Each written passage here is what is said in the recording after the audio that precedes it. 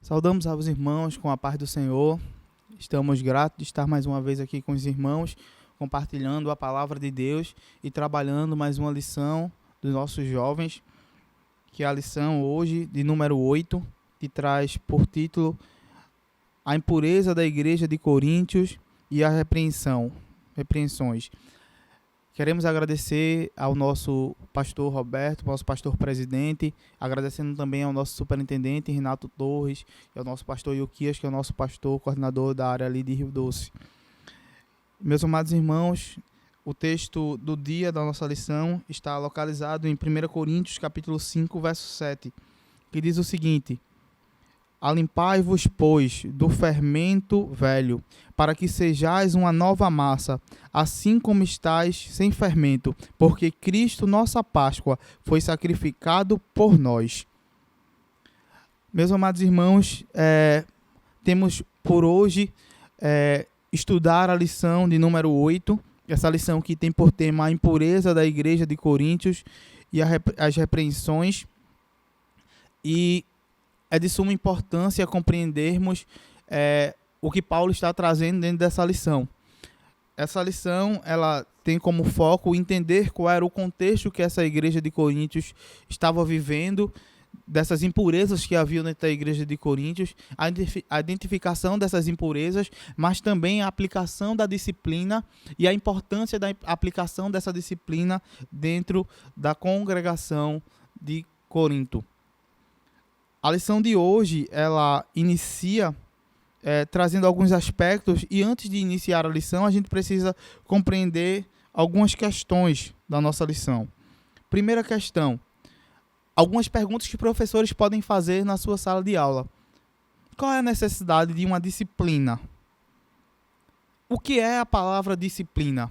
O que significa disciplina eclesiástica? E qual a importância da disciplina dentro do contexto? Uma igreja que não tem disciplina é uma igreja bíblica? Qual a importância de se manter a santidade da igreja? Outra pergunta que podemos fazer ao iniciar essa lição é a seguinte: em que a disciplina influencia na pregação do evangelho àqueles que não são cristãos? Como igreja do Senhor, qual o papel da igreja diante de distorções que há dentro da membresia dessa igreja? Como tratar isso? O que é que a Bíblia fala sobre isso? Então, Paulo ele vai tratar esses aspectos dentro dessa carta, dentro desses versículos que nós lemos e dentro desse tema da lição que iremos estudar hoje. O que é disciplina eclesiástica? Uma frase importante que devemos compreender para entender essa questão da disciplina é a seguinte: primeiro, que onde não há disciplina, não há amor responsável. E o que essa frase quer dizer? Que se alguém ama alguém, tem que haver disciplina. E é importante que os irmãos entendam que num contexto bíblico, não só aqui na igreja de Coríntios, mas iremos ver até alguns exemplos no Antigo Testamento de situações que não houveram disciplina e acabaram acarretando em problemas gigantescos e destruindo até algumas famílias. Por exemplo, podemos observar a questão do profeta Eli, a qual não disciplinou seus filhos e levou a uma tragédia familiar, a perca do sacerdócio. Vemos também a questão de Davi. Por não disciplinar os seus filhos, houve grandes tragédias dentro da sua casa. Então a disciplina ela faz parte do amor. A Bíblia diz que o Senhor corrige aquele que ama. A disciplina é algo tão importante que devemos entender que a disciplina na Bíblia, e a nossa lição vai trazer, ela não é de um caráter de castigo, mas ela vem com a finalidade de corrigir, de produzir frutos bons. A disciplina também ela vem com o intuito de produzir condições de ordem. Devemos compreender todos esse princípio. Dentro disso aí, a gente tem que entender o seguinte. Então, nosso primeiro tópico da lição aí, ele vai trazer o seguinte: o significado da necessidade da disciplina. Então, no primeiro subtópico, o autor da lição traz o seguinte: o cuidado com o corpo. Então, a disciplina, ela faz parte do cuidado com o corpo de Cristo. E esse corpo que é a igreja do Senhor. Devemos entender que os versículos que foram lidos, eles estão dentro de um contexto de um problema muito sério que estava acontecendo dentro da igreja de Corinto, que vai ganhar um grande destaque. É tanto que percebemos que a carta vai dizer o seguinte, que havia um jovem em Coríntios que ele estava tendo um caso com a sua madrasta. E não só a igreja de Corinto tinha conhecimento disso que estava acontecendo, mas todas as pessoas que também não faziam parte daquela congregação, aquela sociedade que estava ao redor da igreja, via aquela situação e se escandalizava. E Paulo, em suas palavras, escrevendo a carta aos Coríntios, ele vai dizer como é que a igreja consegue ficar estável dentro dessa situação que está acontecendo. O que está acontecendo aí, nem lá fora está acontecendo isso que está acontecendo dentro da igreja. Paulo vai questionar essa questão. E é muito interessante, porque Paulo diz, nem entre os gentios nós estamos vendo um comportamento como esse. Percebemos que Paulo não está falando de algo que está acontecendo lá fora, mas Paulo está falando de algo que está acontecendo dentro da congregação. É interessante que a gente entenda que o que Paulo vai trazer aí, o que está acontecendo é um ato de fornicação, como o jovem era solteiro, não era casado, e um adultério com a mulher do seu pai, e a Bíblia proibia essa questão. É tanto que iremos ver alguns textos como Levítico, capítulo 18 e o verso 8, se você puder ler em casa, você vai perceber, e também no capítulo 20 e 11, e além de Deuteronômio 22 e 30. Todos esses versículos, eles vão proibir a relação de um filho com a mãe, ou com a madrasta, ou com a mulher do seu pai. Dentro desse contexto aí, a igreja de Corinto estava silenciada dentro daquilo que estava acontecendo. O texto, ele não nos traz mais informações de fato, o porquê que a igreja ficou silenciada, ou porquê aquele jovem não foi indagado por aquilo que estava acontecendo e todos ficavam calados, observando aquela situação e o evangelho cada vez mais sendo escarnecido pelos aqueles comportamentos que estavam acontecendo dentro da congregação do Senhor. Um aspecto importante também para compreendermos aqui é entendermos algumas questões que dentro daquela sociedade de Coríntios havia uma cultura de relativismo moral. Por quê? A cultura grega, ela era muito habituada às orgias, às depravações, é tanto que iremos ver vários cultos de orgia. E na carta ao Corinto, Paulo vai citar até alguns irmãos que participavam desses cultos de orgia e queriam depois estar participando da membresia de Cristo. Dentro disso aí, percebemos que havia um grande número de prostituição dentro desse contexto, de liberdade, libertinagem.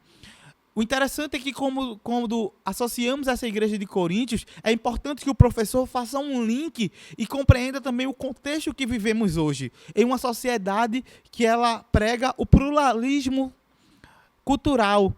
Cada um pode ter sua cultura, cada um pode fazer o que quiser, cada um é dono do seu corpo, e não existe uma ética moral, mas cada um tem sua própria ética moral e cada um decide como é que vive a sua vida. E por incrível que pareça, essas metodologias ou essas filosofias tentam também entrar na igreja através de algumas pessoas. E o interessante é que dentro desse contexto, Paulo vai se posicionar contra isso que está acontecendo, contra toda essa situação que está acontecendo. E o interessante é que Paulo vai trazer alguns princípios dizendo o seguinte: aqui na igreja há uma ética moral. O cristão, ele precisa ter uma ética moral. O cristão, ele precisa andar em normas. O mundo não, o mundo jaz no maligno. Mas a igreja do Senhor, ela caminha pela palavra de Deus. Um aspecto interessante que a nossa lição vai trazer no segundo tópico é alguns princípios que a tomada de decisão da disciplina do jovem que estava naquela situação precisava ser decidida por toda a igreja. E por isso Paulo escreve essa carta à igreja dizendo o seguinte: olha, eu não estou aí presente em corpo, mas estou em espírito com vocês. E já decretei que é necessário que haja uma atitude contra essa situação que está acontecendo aí. O terceiro tópico, ela traz o seguinte: a disciplina é um tratamento de cura. Não devemos compreender a disciplina como um castigo, como alguém que vai ser excluído apenas da membresia da igreja ou alguém que vai ser castigado e punido. Mas devemos entender que a disciplina, ela é curativa. Ele é um método para que o indivíduo não chegue à morte.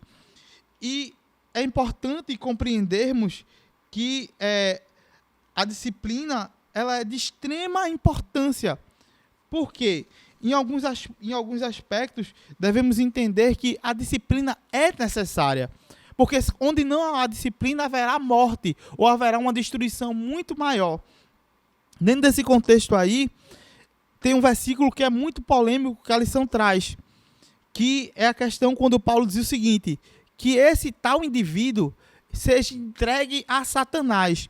E devemos ter muito cuidado quando tivermos explanando essa lição, porque podem surgir perguntas dos alunos dentro e sobre esse princípio. E é importante que a gente compreenda que a maioria dos teólogos, eles vão ser unânimes em dizer o seguinte: que quando Paulo ele vai citar essa questão que ele diz que seja entregue a Satanás, ele vai estar dizendo o seguinte, que na verdade aquele jovem ele seja entregue ao mundo, mas que a alma dele seja salva. E o que Paulo quer dizer com isso? Devemos entender da seguinte forma esse texto, que na verdade Paulo está dizendo: olha, esse jovem ele não pode ficar dentro do redil das ovelhas, porque o redil, ou lugar, a igreja, a congregação do Senhor, é um lugar de proteção. Mas quando alguém sai desse lugar de proteção, ele vai estar exposto a quê? Às ciladas do inimigo. E Paulo vai dizer: olha, ele vai ser entregue, a carne dele pode até ser destruída, mas a alma dele vai ser salva. Na verdade, Paulo está dizendo: olha, ele precisa sofrer as consequências daquilo que ele praticou, mas que no final de tudo, ele seja salvo, que a sua alma não pereça. Então, esse é o entendimento desse texto que a palavra do Senhor nos traz e que Paulo fala à igreja de Corinto. Em compreendendo esse princípio, a disciplina ela vem como preservação da igreja também. E por que preservação da igreja? Porque uma igreja que não tem disciplina, ou pessoas que fazem o que quer, ou tem uma teologia liberal, ou comportamentos que são lineares, que são iguais aos comportamentos mundanos, é uma igreja que ela foge da palavra, foge dos princípios que Cristo deixou. Então é necessário que muitas vezes alguém seja disciplinado dentro do corpo de Cristo, para que essa pessoa não comprometa esse corpo de Cristo. E Paulo vai trazer algumas questões aqui muito interessantes. A disciplina como preservação do corpo de Cristo. Paulo vai dizer o seguinte, olha, ele vai fazer uma comparação entre a metáfora do fermento velho. Paulo vai trazer essa questão do fermento. E entendendo a questão do fermento biblicamente, e se você estudar outros textos e procurar também, dentro da Bíblia, o fermento vai estar muito associado ao pecado, ao inchaço.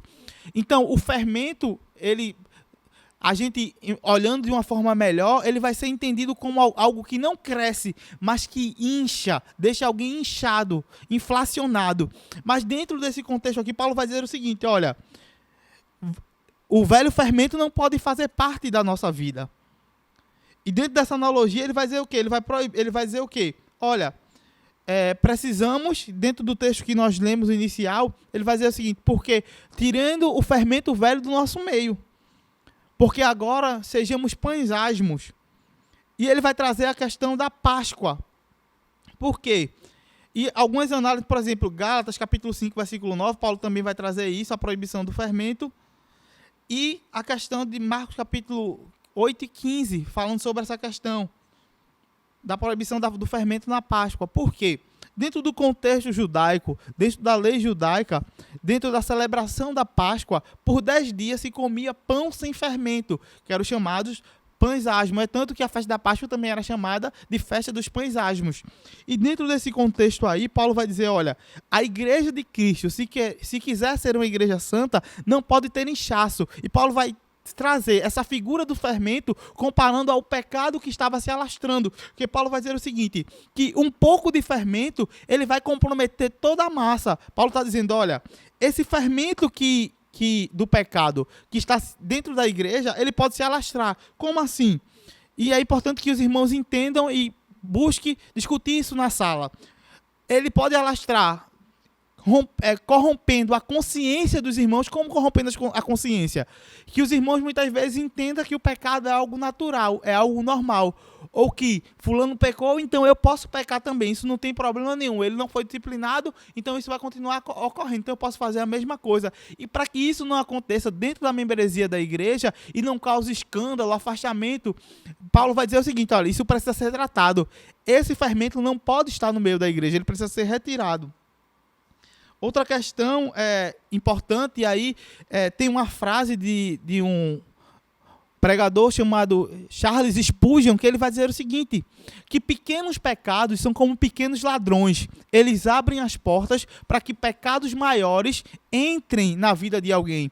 Então, entendendo esse princípio e fazendo essa ilustração para que os irmãos entendam, muitas vezes algo que parece muito pequeno e muitas vezes alguém não quer corrigir, se torna muitas vezes algo tão grande e vai tomar uma proporção que pode contaminar e comprometer todo o trabalho que estava sendo feito dentro daquela congregação, dentro do seu órgão, dentro da vida de uma pessoa, destruindo a vida espiritual e até comprometendo a salvação dos irmãos por conta dessas questões que percebemos dentro dessa carta de 1 Coríntios.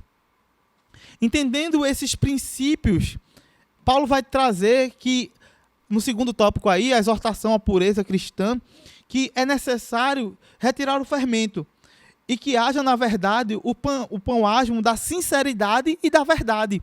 Em vez de haver inchaço e pecado, o que tem que haver na vida dos irmãos é sinceridade e verdade. E percebemos que quando a gente fala em sinceridade, nós nos levamos na antiguidade, quando as pessoas faziam algum vaso, na época, no mundo antigo, e aí esse vaso rachava, e alguém passava cera nesse vaso para esconder a rachadura. Então, quando alguém iria comprar o vaso na feira, ele perguntava, com cera ou sem cera? E aí vem a palavra sincero, porque é algo que você não vai camuflar, vai esconder, não vai esconder a sua rachadura. Mas Paulo está dizendo, olha, é preciso haver sinceridade, não pode haver máscara. A igreja precisa ser uma igreja pura. A verdade tem que andar com a igreja. A igreja não pode andar em dois pensamentos, pendendo para a esquerda ou pendendo para a direita, mas a igreja tem que usar a bússola que é Cristo e a palavra dele e caminhar em frente na sinceridade e na verdade. Devemos entender que não podemos ser dominados pelo pecado, porque já não vivemos mais sobre o jugo do pecado. Então, a disciplina também ela vai nos ajudar nessa orientação. Outro princípio interessante é que o Salmo 119 vai estar falando sobre o prazer de ter uma vida santa. Se você puder compartilhar com seus alunos aí na sala. O terceiro ponto da lição, ele vai trazer o quê? Paulo já havia advertido a igreja sobre a prostituição. Na primeira carta que ele escreveu, percebemos que ele vai citar que na primeira carta ele já falou sobre esses problemas à igreja de Coríntios.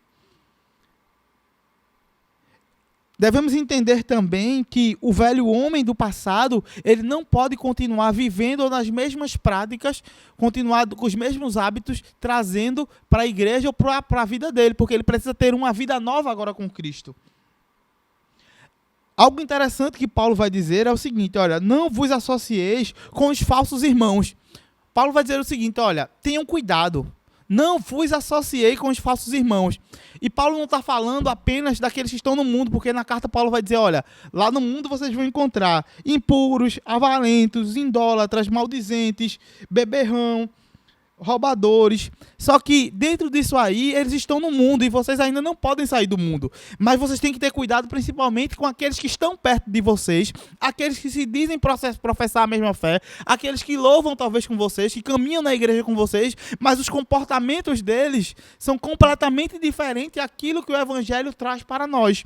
Entendendo esse princípio, Paulo vai citar que dentro da igreja vai haver pessoas que vão ser impuros, na questão da pureza sexual, que é isso que Paulo vai falar, mas não só isso, Paulo vai dizer que existem pessoas na igreja também que são avarentas, que amam o dinheiro, que são idólatras, que idolatram ou pessoas, ou coisas, ou até imagens. São pessoas que têm uma língua maldizente, que falam da vida do outro. Além disso, beberrões. Paulo vai dizer o seguinte, olha, com essas pessoas nem comais. E é interessante que o professor trate na sala sobre essa questão que Paulo fala de não comer com essas pessoas. É porque na igreja primitiva existia um costume chamado a festa ágape, que era uma festa que ocorria entre os irmãos. Cada irmão levava um prato ou alguma comida e durante essa festa se fazia a Santa Ceia. E eles confraternizavam e comiam junto. E Paulo vai dizer, ó, com essas pessoas que vocês estão vendo aí, nem comam com ela, não compartilhem sua casa com ela, não compartilhem essa amizade com essas pessoas, porque essas pessoas podem corromper você. É isso que Paulo está falando. O terceiro tópico da nossa lição, já fechando hoje a lição, ela traz alguns princípios. Ela vai dizer o seguinte, o cuidado com a pessoa que depois que foi disciplinada. Devemos entender que a pessoa que ela recebeu a disciplina ou que ela foi corrigida, essa pessoa não pode ser abandonada ou tratada como um leproso, levado para um leprosário e deixada abandonada. Mas ela precisa de um tratamento, porque a disciplina ela é um tratamento. A disciplina ela pode ser de uma forma preventiva, quando alguém prega a palavra e ensina o caminho, ou ela pode ser de uma forma curativa. E como é uma forma curativa? É quando alguém vai aplicar a disciplina, colocar o remédio na ferida e tratar aquele indivíduo que precisa ser tratado, que precisa ser corrigido para que seu comportamento não comprometa a igreja, mas também que aquele indivíduo ele não seja excluído, mas que ele seja reagregado nessa igreja, mas reagregado agora com a mente de Cristo, com novos comportamentos, abandonando o pecado e vivendo uma vida sincera e plena diante de Deus. Dentro disso aí, devemos entender que é preciso abandonar a prática do pecado e o indivíduo não vai ficar isolado. A disciplina deve ser aplicada dentro de um ambiente de amor e perdão. Porque se uma disciplina sem aplicar o amor e o perdão sobre ela, é uma disciplina que vai ser apenas punitiva. E esse não é o caráter da disciplina da igreja. Até porque o próprio Senhor Jesus, ele nos disciplina, mas ao mesmo tempo, ele nos dá a graça, ele trata a nossa alma durante essa disciplina. A disciplina ela tem o intuito de mudar para melhor. Então, a 2 Tessalonicenses, a gente vai ver o seguinte, 3 e 5. Paulo vai dizer, olha, ajude os irmãos que tiverem dificuldade, aqueles irmãos que tiverem mais fraco. É preciso ajudar os irmãos. Outra coisa interessante que a nossa lição vai trazer no último tópico, no terceiro tópico, no terceiro subtópico, é o seguinte: a disciplina não significa abandono das pessoas disciplinadas ou exclusão do corpo de Cristo de fato, mas devem ser tratadas. E porque muitas vezes alguém não confessa o pecado, ou muitas vezes não quer ser disciplinada, porque exatamente muitas vezes ela tem esse medo do isolamento. Mas deve ser entendido que a disciplina é necessária, mas que haverá um acompanhamento dessa disciplina, um acompanhamento desse membro e uma restauração dele e um apoio dos irmãos para com ele. Dentro desse contexto, em ênfase, devemos entender a seguinte questão. Quando Paulo ele fala das pessoas que estão dentro da igreja, mas cometem vários pecados, e Paulo vai citar pecados na questão contra si mesmo, pecados contra o outro e pecados contra Deus. Ao terminar essa lição, não devemos compreender que os pecados que Paulo está falando é apenas no sentido de sexual, mas devemos compreender que Paulo vai tratar de várias esferas do pecado. O pecado que é contra si mesmo, o pecado sexual contra o seu corpo, o pecado contra outro irmão, como roubar, enganar e mentir por esse irmão, ou o pecado contra Deus, de idolatria. Então, terminando essa lição, ao final dessa lição, os alunos devem compreender a importância da disciplina, a necessidade da disciplina e que muitas vezes manter uma pessoa dentro daquele corpo que está doente, que está contaminando outros irmãos, contaminando de uma forma na consciência ou contaminando aquela igreja, como a igreja sendo vista como alguém que não reflete Cristo. Então a igreja é algo que reflete Cristo. Quando o mundo olha para a igreja quer ver Cristo. É por isso que alguém precisa ser disciplinado e corrigido, para que não haja distorções, para que alguém entenda que a igreja, ela marcha sobre um princípio. Ela tem uma fonte que é a Bíblia e ela aponta para o céu. Mas para chegar no céu não se pode andar de todo jeito. E aí é necessário que, ao alguém olhar para a igreja, que a igreja representa Cristo, a igreja representa Deus. Quando alguém olha para a igreja, quando alguém olha para os irmãos, ele tem que enxergar Cristo, ele tem que enxergar a santidade. Ele tem que imitar a Cristo. Então, muitas vezes é necessário que haja todo esse trabalho, toda essa construção, para que possamos entender que os irmãos nessa manhã, que os irmãos possam compreender essa lição, compreender o valor da disciplina, compreender que devemos ajudar aqueles que foram disciplinados, que a disciplina deve ser aplicada com amor, mas que a disciplina é necessária e imponente dentro da construção de uma igreja saudável e fiel que vai morar no céu. E a disciplina faz parte da propagação do evangelho e da palavra do Senhor. Desde já quero agradecer a todos que participaram conosco. Que Deus os abençoe, que Deus nos ajude e que possamos guardar essas palavras em nosso coração. Amém.